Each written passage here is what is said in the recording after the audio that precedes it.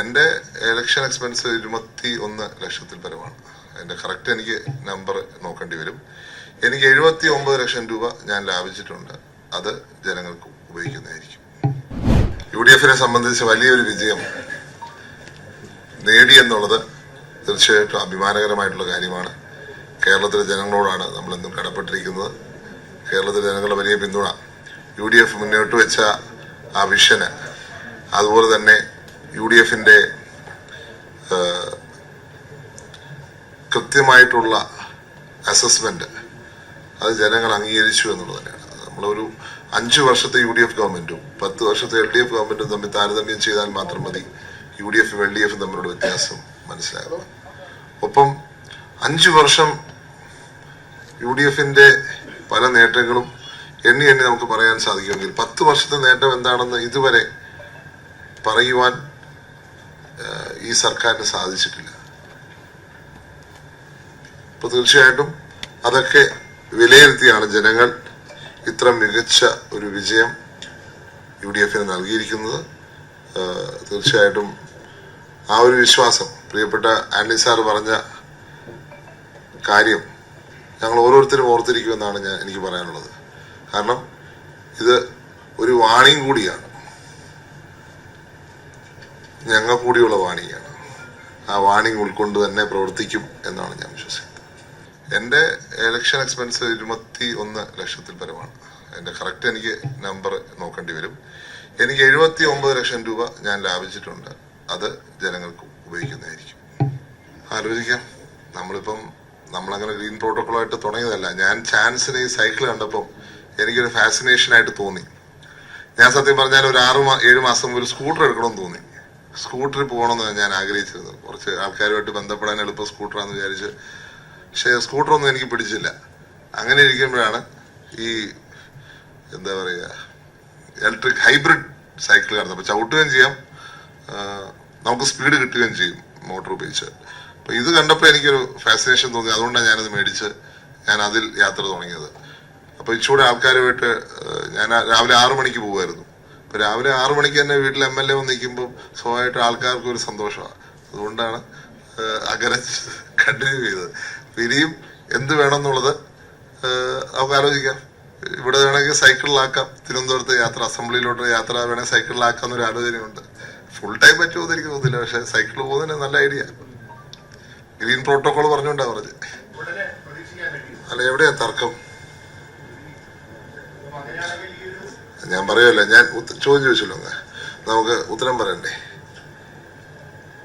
തർക്കം എവിടെയാ? ഒരു തർക്കമില്ല. ഞങ്ങൾ നിയമസഭാ കക്ഷി നാളെ കൂടും, ആ നിയമസഭാ കക്ഷി തീരുമാനമെടുക്കും. ഒരു തർക്കം ഉണ്ടാവില്ല. നല്ല രീതിയിൽ നല്ലൊരു മുഖ്യമന്ത്രിയെ ആരാണോ MLA പിന്തുണയ്ക്കുന്നത്, ആരാണോ ഹൈക്കമാൻഡ് പിന്തുണയ്ക്കുന്നത്, ജനങ്ങൾ തിരഞ്ഞെടുത്ത ആരാണോ അത് നിയമസഭാ കക്ഷി കൂടി തീരുമാനിക്കും.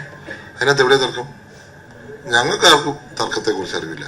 പക്ഷെ കഴിഞ്ഞ 1 മാസമായിട്ട് ഈ ഇലക്ഷന് മുമ്പ് തൊട്ട് മാധ്യമങ്ങളിൽ ഇങ്ങനെ തർക്കം വരുന്നുണ്ട്. ഓരോരുത്തർക്കും അഭിപ്രായം കാണും. പക്ഷെ അത് തർക്കമാണെന്ന് പറയാൻ പറ്റുമോ? വഴക്കാണെന്ന് പറയാൻ പറ്റുമോ?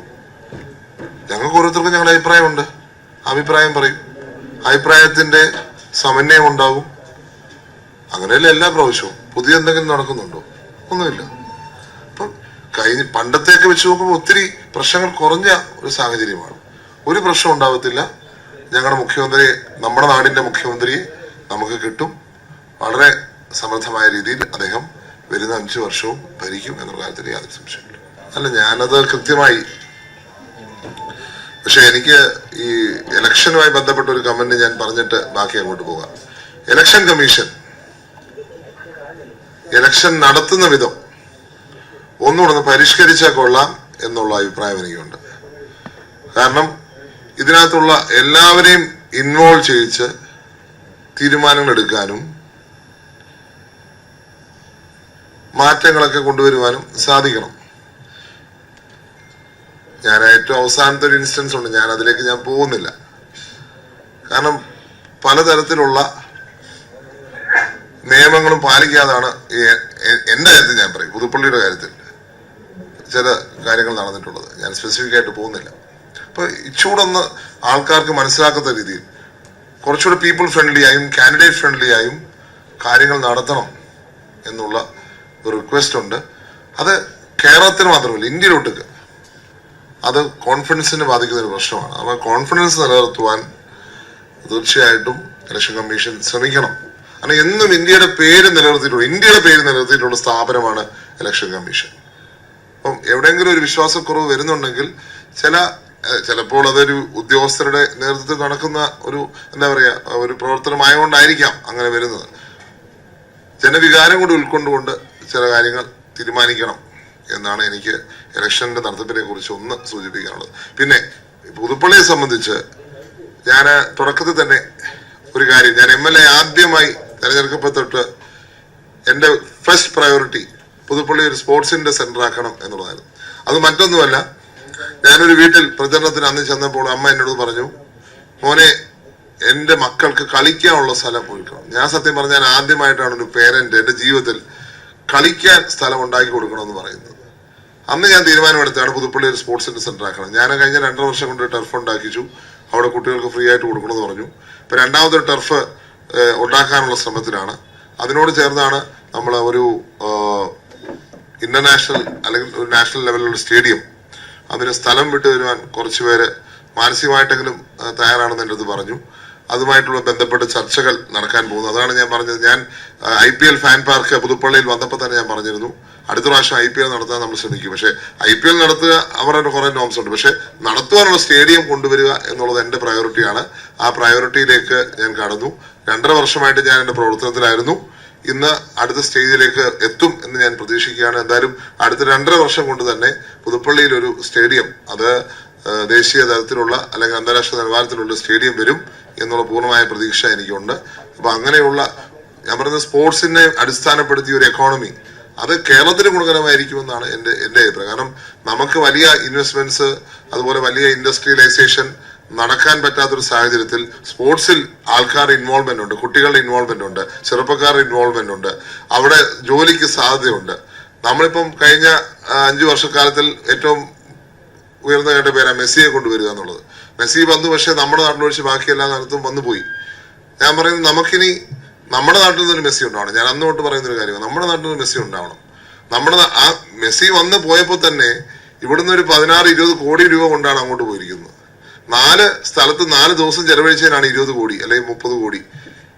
അവർക്കുള്ള നേട്ടം അങ്ങനെയാണ്. ഞാൻ പറയുന്നത് നമ്മുടെ നാട്ടിൽ നിന്നൊരു മെസ്സി അല്ലെങ്കിൽ അങ്ങനെ ഒരു പ്രോജക്റ്റ് കൂടി ചെറുപ്പക്കാരെ കൂടുതൽ സ്പോർട്സിലേക്കും നമുക്ക് നയിക്കുവാൻ സാധിക്കുന്ന രീതിയിൽ കൊണ്ടുവരുവാൻ സാധിക്കും. അപ്പോൾ അതുകൊണ്ട് തന്നെ പുതുപ്പള്ളിയിൽ ആ ഒരു പ്രധാനപ്പെട്ട ഒരു അജണ്ട അത് തന്നെയാണ്. 2, ഞാൻ പറഞ്ഞിട്ടുള്ള കാര്യം, ഇവിടെ നമുക്കൊരു IT-യുടെ ഹബ്ബ് കോട്ടയത്തിന് വേണം, അത് പുതുപ്പള്ളിയിൽ വേണമെന്നുള്ളൊരു ആഗ്രഹം ഞാൻ ഇതിനു മുമ്പ് പ്രകടിപ്പിച്ചിട്ടുണ്ട്. ഞാൻ എൻ്റെ ആദ്യത്തെ പ്രസംഗത്തിൽ പറഞ്ഞതും അന്നത്തെ ഗവൺമെന്റിനോട് പറഞ്ഞത്, ഞാൻ സ്ഥലം വിട്ടുതരാം, ഞങ്ങൾക്കൊരു IT ഹബ്ബ് വേണം. കാരണം ലോകത്തിൽ തന്നെ ഏറ്റവും ശമ്പളം മേടിക്കുന്ന ഒരു മലയാളി ശ്രീ തോമസ് കുര്യൻ, പാമ്പാടിക്കാരനാണ്, പുതുപ്പള്ളിയിൽ നിന്നാണ്. അദ്ദേഹം പോയി അമേരിക്കയിൽ പോയി ഒത്തിരി നാൾ അവിടെ പ്രവർത്തിച്ചു, വലിയ ഉയർന്ന നില നിൽക്കുന്നു. ഗൂഗിൾ ക്ലൗഡിന്റെ CEO ആണെന്നാണ് ഞാൻ മനസ്സിലാക്കുന്നത്. അദ്ദേഹത്തിന്റെ സഹോദരനും അതുപോലെ തന്നെ ഒരു IT കമ്പനിയുടെ ആളാണ്. പക്ഷേ അദ്ദേഹം ഇൻവെസ്റ്റ്മെന്റ് കൊണ്ടുവന്നപ്പോൾ 1,50,000 കോടിയുടെ ഇൻവെസ്റ്റ്മെന്റ് കൊണ്ടുവന്നപ്പോൾ ആന്ധ്രയ്ക്കാണ് കൊണ്ടുവന്നത്. അപ്പൊ ഞാൻ പറയുന്നത്, നമുക്ക് നമ്മുടെ നാട്ടിൽ തന്നെ അതിനുള്ള സാഹചര്യം ഒരുക്കിയില്ലെങ്കിൽ പിന്നെ നമ്മുടെ ചെറുപ്പക്കാരൊക്കെ ഇവിടെ നമ്മൾ പഠിപ്പിച്ച് വിടുന്നതിന് അർത്ഥം എന്താ? അതുകൊണ്ട് നമുക്ക് ഇവിടെ ജീവിക്കുവാൻ, എന്നും വിദേശത്ത് പോയി നമുക്ക് ജീവിക്കാൻ പറ്റുമോ? അതുകൊണ്ട് നമ്മുടെ നാട്ടിൽ തന്നെ തലയുയർത്തി ജീവിക്കുവാനുള്ള IT രംഗത്ത് സാഹചര്യം ഒരുക്കുവാൻ ഒരു IT ഹബ്ബാണ് 2ാമത്തെ പ്രയോറിറ്റി. 3ാമത്തെ പ്രയോറിറ്റി ഒരു സ്പിരിച്വൽ റിലീജിയസ് സെന്റർ ആക്കി പുതുപ്പള്ളി ഉയർത്തുക എന്നുള്ളതാണ്. അനവധി ക്ഷേത്രങ്ങളും ദേവാലയങ്ങളൊക്കെ ഉള്ള ഒരു സ്ഥലമാണ്. അതിന്റെ പ്രത്യേകിച്ച് വെണ്ണിമല രാമലക്ഷ്മണ ക്ഷേത്രം ഞാൻ MLA ആയപ്പോൾ തൊട്ട് എൻ്റെ ഒരു ഫസ്റ്റ് പ്രയോറിറ്റി പെട്ടൊരു കാര്യമാണ്. സർക്കാർ സഹായിച്ചിട്ടില്ല. ഞാൻ കല്യാൺ ജുവലേഴ്സിൽ നിന്ന് 15 ലക്ഷം രൂപ അതിന് അനുവദിച്ചു കൊടുത്തിട്ടുണ്ട്. ഇനി ഗവൺമെന്റിന്റെ സഹായമാണ് ആവശ്യം. കാരണം എൻ്റെ പിതാവ് മുഖ്യമന്ത്രി ആയിരുന്നപ്പോൾ ആർക്കിയോളജിക്കൽ സർവേ ഓഫ് കേരളയ്ക്ക് വിട്ടുകൊടുത്തത് 10,000-3000 വർഷം പുരാതനമായിട്ടുള്ള ഒരു സ്ഥലമാണത്. അപ്പോൾ അതിന്റെ ഒരു ഡെവലപ്മെന്റ്, അതിന്റെ ഹിസ്റ്റോറിക്കൽ സിഗ്നിഫിക്കൻസ്, അതിന്റെ കൾച്ചറൽ സിഗ്നിഫിക്കൻസ് ഒക്കെ അടിസ്ഥാനപ്പെടുത്തി അവിടെ ഒരു സ്പിരിച്വൽ റിലീജിയസ് സെന്റർ ഡെവലപ്പ് ചെയ്യുക എന്നുള്ളതും ഒരു അജണ്ടയായിട്ട് മുന്നോട്ട് വെക്കുന്ന കാര്യമാണ്. ഇതാണ് ബേസിക് ആയിട്ടുള്ള പുതുപ്പള്ളിയെ സംബന്ധിച്ചുള്ള മാറ്റങ്ങൾ ഞാൻ പറയാം.